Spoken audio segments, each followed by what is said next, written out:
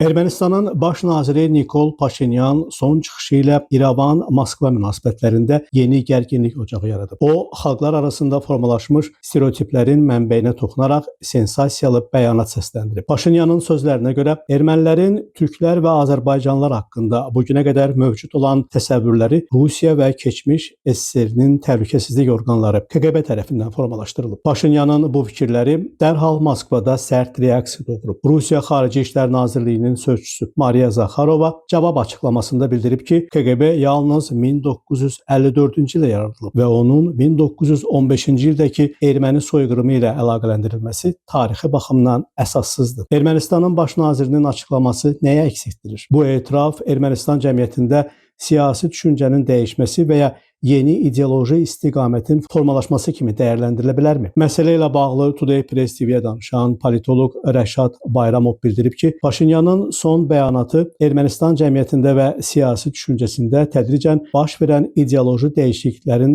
əlaməti kimi dəyərləndirilə bilər. Stat: Paşinyanın bu çıxışı həm tarixi stereotiplərin yenidən dəyərləndirilməsi baxımından, həm də regionda daha rasional və praqmatik siyasətə yönəlmiş yanaşmanın formalaşması baxımından mühüm əhəmiyyət daşıyır. O, bu stereotiplərin KGB təbliğatının nəticəsində formalaşdığını qeyd etməklə əsasən Sovet dövrünü hədəf göstərib. Yəni, Paşinyan məhz Sovet təhlükəsizlik strukturlarının xalqlar və dövlətlər arasında mənfi təsəvvürlər yaratdığına işarə edib. Lakin əslində bu proses daha geniş və uzun müddətli bir dövrə əhatə edir. Statın sonu. Ekspertin sözlərinə görə, Birinci Dünya müharibəsi zamanı Cənub cəbhəsində baş verən hadisələr bunun bariz nümunəsidir. Həmin dövrdə Rusiya Osmanlı İmperiyasına qarşı mübarizədə yerli erməni qüvvələrindən fəal şəkildə istifadə edib. Hətta bir neçə erməni batalyonunun yaradılması da bu faktı təsdiqləyir. Rəşad Bayramov hesab edir ki, nəticə etibarilə Paşinyanın bəyanatı erməni cəmiyyətində